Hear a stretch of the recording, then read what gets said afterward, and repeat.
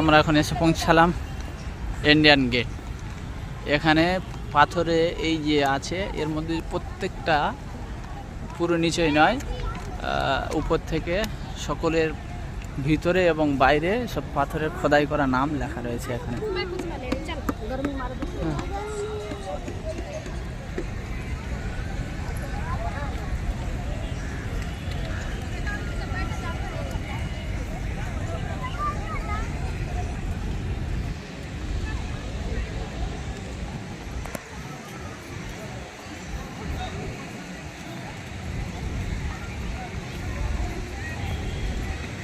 এই সব খোদাই করার নাম।